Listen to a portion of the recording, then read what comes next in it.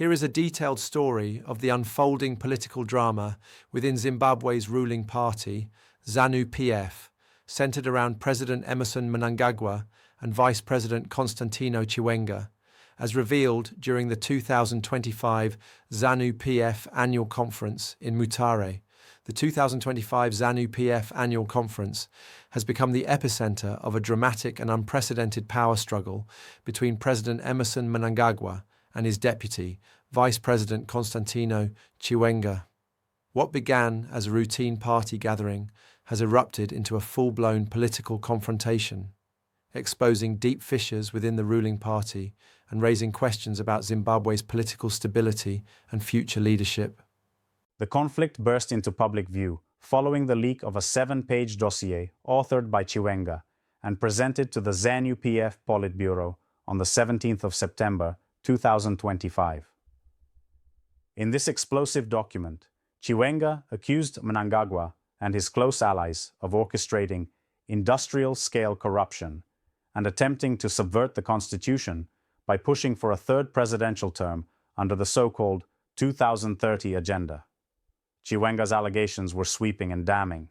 He named prominent businessmen, Kudakwashe Tagwaire, Scott Sakupwanya, Wicknell Chivayo, and Delish Nguwaya, as key players in a network of state capture, claiming they had siphoned over $3.2 billion through rigged tenders and illicit financial schemes. He further alleged that Mnangagwa's private office had become a parallel center of power, undermining both the government and the party. Perhaps most provocatively, Chiwenga drew parallels between the current situation and the events leading up to the 2017 coup that ousted Robert Mugabe, a coup he himself led. He warned that the party was once again on a dangerous path, driven by greed, corruption, and unconstitutional ambitions. Mnangagwa's response was swift, scathing, and strategic. Delivered by Justice Minister and ZANU-PF Secretary for Legal Affairs Ziyambi, the President's 25-page rebuttal dismissed Chiwenga's dossier as ignorant, emotional, and reckless. More significantly, it labelled the document treasonous, accusing Chiwenga of attempting to destabilise a constitutionally elected government. Ziyambi's response defended all the contested deals, including the controversial Pomona waste management contract and the Kuvimba mining share sales, as legal and cabinet approved. He described Chiwenga's claims as defamatory and politically motivated, aimed at undermining the president's authority and sowing discord within the party. The rebuttal also launched a personal attack on Chiwenga's character, calling him immature, not a good follower, and in denial about the realities of governance. It concluded with a call for ideological reorientation at the Chitepo School of Ideology, suggesting that Chiwenga and others needed to be reminded of the supremacy of the party and the principles of democracy. In a dramatic escalation, Mnangagwa instructed Ziyambi to prepare a formal charge sheet against Chiwenga. The Justice Minister accused the Vice President of inciting tensions, plotting a potential coup, and attempting to resurrect the November 2017 template, a reference to the military intervention that removed Mugabe. Ziyambi argued that Chiwenga's document constituted a personal attack on the president and posed a serious threat to national security. He warned that such behaviour could not be tolerated and must be nipped in the bud. The charge sheet, if pursued, could lead to Chiwenga's arrest or expulsion from the party, marking a historic and dangerous turning point in Zimbabwean politics. Despite the backlash, Chiwenga has remained defiant. He continues to denounce corruption as a national security threat and has warned that those who amass wealth through unscrupulous means will face consequences. His rhetoric has resonated with some within the party and the public, who see him as a principled leader standing up against a corrupt elite. Chiwenga's supporters argue that his actions are not about personal ambition, but about restoring the party's integrity and protecting the constitution. They point to the growing influence of tenderpreneurs, politically connected businessmen who have allegedly captured state institutions and are now bankrolling Mnangagwa's bid to stay in power beyond 2028. The confrontation has triggered a wave of purges within Zanu PF. Mnangagwa has removed several Chiwenga loyalists from key positions, including retired Brigadier General Ezekiel Zabanyana, signaling a broader effort to consolidate power and neutralize dissent.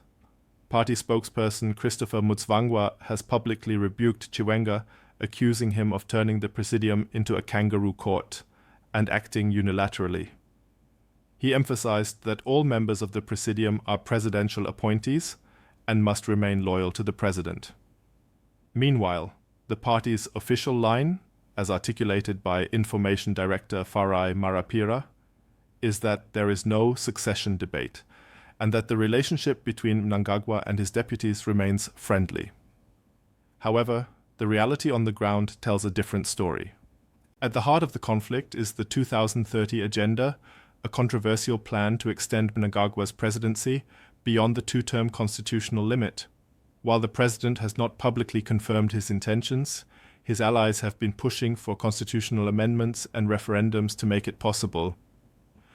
Chiwenga and his supporters view this as a betrayal of the 2017 coup's ideals, which were ostensibly about restoring constitutionalism and ending corruption.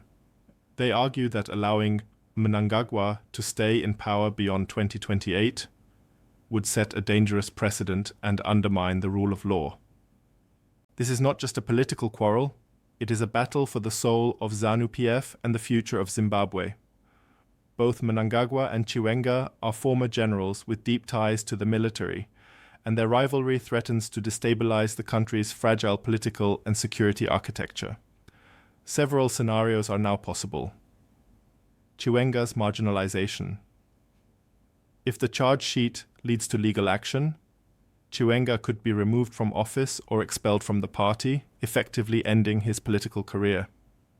Factional realignment. The rift may force other party elites to choose sides, leading to new alliances and possibly a split within Zanu PF. Security risks. Given the military backgrounds of both men, any escalation could lead to unrest or even another coup. Public and international scrutiny. The crisis is drawing attention from civil society and the international community, which may increase pressure on the government to uphold democratic norms.